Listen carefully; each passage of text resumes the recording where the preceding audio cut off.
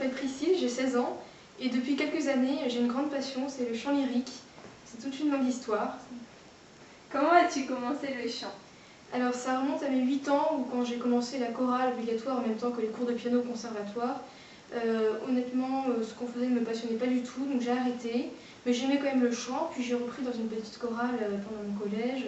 J'ai chanté vraiment des choses différentes, du Walt Disney, et puis l'année d'après, on a commencé le Stabat Mater de Pergolèse, et là vraiment j'ai découvert ma voix, ma passion pour le chant lyrique. Et j'ai continué dans cette voie-là, en quatrième c'était pareil, l'année d'après j'ai dû arrêter à cause des cours. Mais je profitais toujours de quelques moments pour chanter, que ce soit en soliste, ou alors en chœur, ou alors animer des messes par exemple. Et depuis 2 ans, enfin plus exactement 1 an et demi, j'ai commencé proprement parler les cours de chant où là vraiment j'apprends toutes les techniques vocales, comment placer mon son et tous ces genres de choses. Vous avez parlé de technique vocale, mais qu'est-ce que c'est exactement? Alors en fait, technique vocale, ça comprend plein de choses. C'est-à-dire que lorsqu'on travaille la technique vocale, on apprend en tout premier lieu à respirer. Parce que l'essentiel pour faire un son, c'est simplement de respirer. Quand on parle, déjà, c'est le même mécanisme, c'est l'air qui passe à travers les cordes vocales qui se collent et qui produisent un son. Déjà, ça c'est la base. Mais dans le chant, on donne beaucoup plus et il n'y a pas une milligoutte d'air qui doit être perdue. Tout l'air qu'on va employer doit être transformé en son à travers notamment donc, les résonateurs. Déjà, j'en parlerai après. Donc d'abord, pour apprendre à respirer, un chanteur se tiendra toujours très droit et en général on chante debout. Et pendant les cours, j'apprends déjà à faire des étirements pour vraiment... Il faut avoir l'image d'une ouverture totale de la cage thoracique. Vraiment avoir la sensation que tout s'ouvre pour laisser la place à l'air qui après va vraiment être transformé en son. Il faut vraiment prendre sa respiration profondément. Alors on ne dit pas qu'on respire du vent, ça c'est une mauvaise image.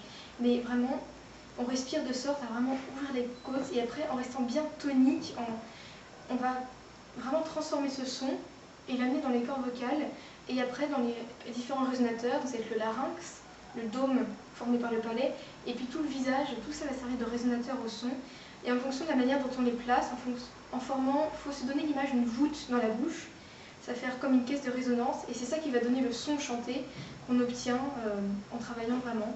Et puis après, il y a aussi quelque chose que j'ai appris dans une cantatrice professionnelle, lorsqu'on chante, c'est le corps entier qui résonne. Toutes les ondes se répandent, tout le corps entier résonne du chant qu'on donne, les os résonnent et c'est pour ça que c'est si puissant aussi. À quoi vous sert l'instrument que vous avez dans les mains? Alors ça, c'est un diapason, beaucoup d'instrumentistes l'utilisent, les violonistes ou les chefs d'orchestre, je ne sais pas, c'est assez répandu et donc ça me donne simplement le La à 440, ça me permet de chanter juste, de partir sur la bonne note, par exemple, je vais taper comme ça et je vais écouter à mon oreille et je vais avoir le La. Comme ça, et je pourrais quand même partir après. Est-ce que le stress peut modifier la voix? Alors oui, dans certaines conditions, ça peut. Parfois, lorsqu'on a un stress très intense, il peut y avoir un tremblement qui ne donnera pas un joli vibrato comme en ont les grandes cantatrices professionnelles par exemple, mais on pourra sentir dans la voix qu'elle est beaucoup moins développée et qu'il y a une sorte de tremblement. Et ça m'est arrivé déjà, mais c'était très léger. Donc le jour où j'ai vraiment découvert ma voix, c'était en 5e à la chorale, où notre professeur nous a fait nous présenter sur une note, comme ça par exemple. Je m'appelle Priscille et je suis en 5e 5, tout simplement. Donc là je vais vous montrer justement la diversité des voix.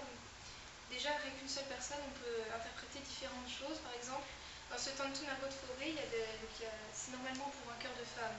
Donc il y a les voix première soprano, deuxième soprano et de contralto. Mais moi, par exemple, je suis capable d'interpréter les voix de première soprano et deuxième soprano.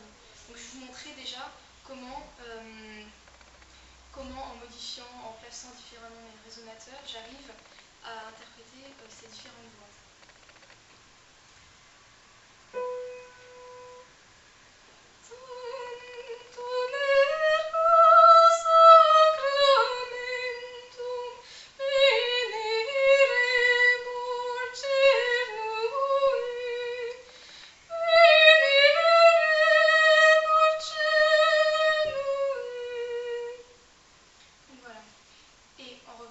Le soprano 2 fera plutôt ceci. Tantum ergo sacramentum veneremur cernui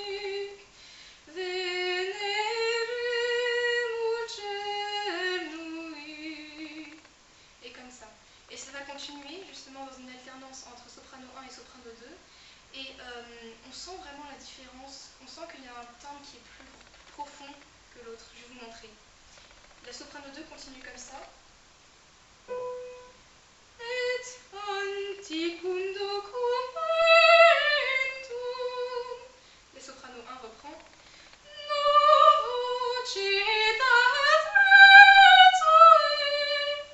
Et voilà. Et donc vraiment on sent la différence de ces voix rien que dans la manière de se placer, de placer la voix et les notes qu'on interprète.